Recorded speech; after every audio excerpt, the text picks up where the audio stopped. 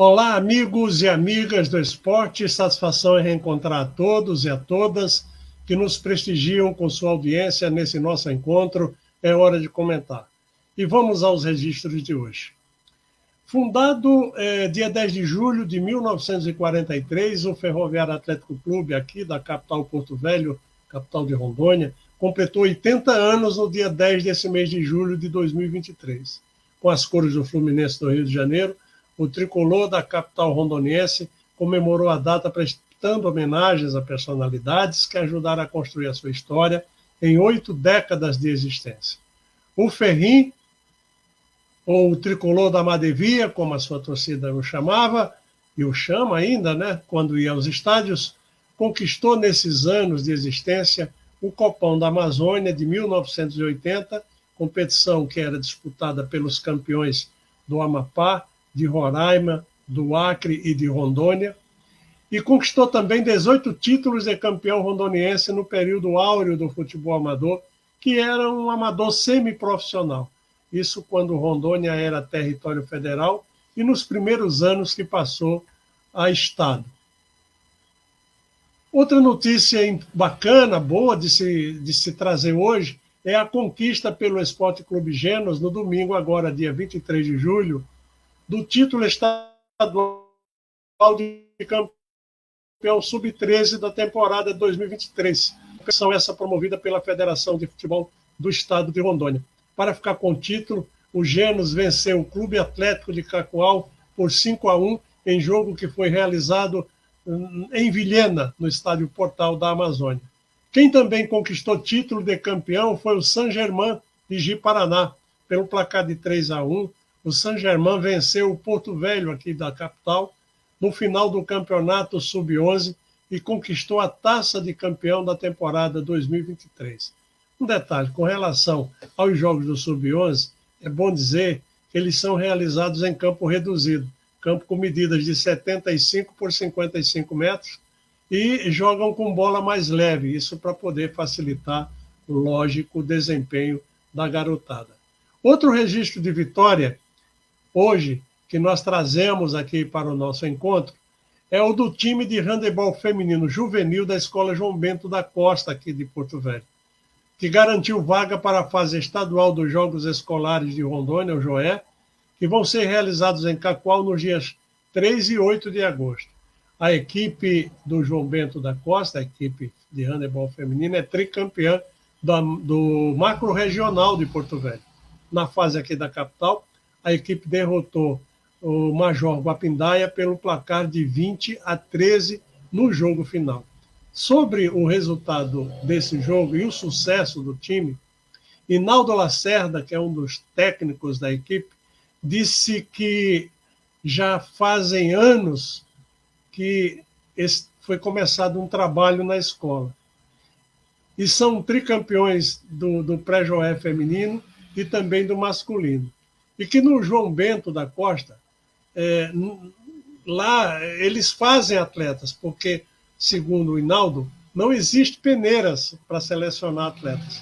Quase ninguém quer praticar a modalidade, segundo o Inaldo Lacerda. E, portanto, essa modalidade é treinada e é disputada no peito e na raça, lá no Colégio João Bento, diz o treinador. Vamos mudar de assunto porque o dia, esta segunda-feira, 24 de julho, é um dia importante para a história do futebol feminino do Brasil. Marcante por quê? Porque o Brasil, não só porque o Brasil estreou com vitória, mas pelo brilho da estrela da atacante Ari Borges, que, mostrando presença na área, nas bolas alçadas, marcou 3 gols e ainda deu uma assistência para Bia Zanerato, a centroavante de quem se esperava que viesse surgir os gols da seleção brasileira. Não porque a Bia Zanerato não tenha se empenhado para fazer gols. Claro que ela se empenhou e muito para fazer gols. Agora, a noite lá onde eles estão jogando, na Austrália, era de Ari Borges. O próximo jogo da seleção vai ser contra a França E vai ser sábado, dia 27 de julho. O jogo vai ser às 7 horas, horário de Brasília, 6 horas aqui no horário de Rondônia. É bom lembrar que a França vem de um empate diante da Jamaica, empatou em 0-0. Aí você pergunta, mas dá para arriscar? Dá para arriscar dizer que o Brasil tem futebol para ganhar da França, apontada como uma das seleções a chegar à final dessa Copa do Mundo? Bem, pelo futebol que apresentou no jogo de estreia, o time feminino do Brasil, na nossa visão, tem qualidade sim para passar pela França. Comenta-se nos bastidores, inclusive, que o time da Jamaica é bem melhor do que o time do Panamá. Mas, diferente do Brasil diante das panamenhas, as francesas não conseguiram desmontar a retranca imposta pela Jamaica. Portanto, vamos esperar para ver e torcer pelas nossas canarinhas, não é mesmo? Eu, sinceramente, acredito que a seleção do Brasil vai vencer a França. Vai ser um jogo difícil? Vai. Mas vai vencer a França, vai somar mais 3 pontos. E acredito até que vai passar de fase invicta. Não vai perder pontos para nenhuma dessas seleções do seu grupo. Bem, amigos, vamos falar agora do Real Ariquemes. Real Ariquemes, nosso tricampeão estadual, se despediu do Campeonato Brasileiro da Série D de 2023 com mais uma goleada aplicada, dessa vez pelo Anápolis, que se classificou em segundo no grupo, com 25 pontos ganhos. No grupo do Real, que é o grupo E, se classificaram para a próxima fase do Campeonato Brasileiro da Série D, da quarta divisão, as equipes do Ceilândia, do Anápolis, do Operário de Vaza Grande e do Brasiliense. Ficaram para trás no grupo, além do Real Ariquemes, União Rondonópolis, Iporá e Interporto. Uma curiosidade nesse grupo E foi a quantidade de gols marcados e de gols sofridos pelas duas equipes que ficaram em sétimo e em oitavo lugar.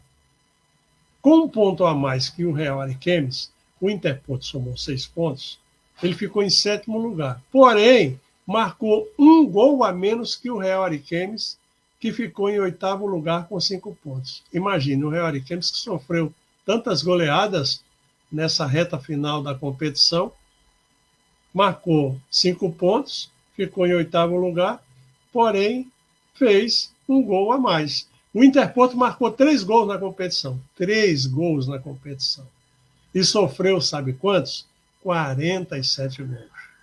O Real Ariquemes, em que pesa as goleadas que sofreu, marcou 4 gols. E sofreu 44 gols. Portanto, marcou um gol a mais, sofreu 3 gols a menos. Pode uma coisa dessa?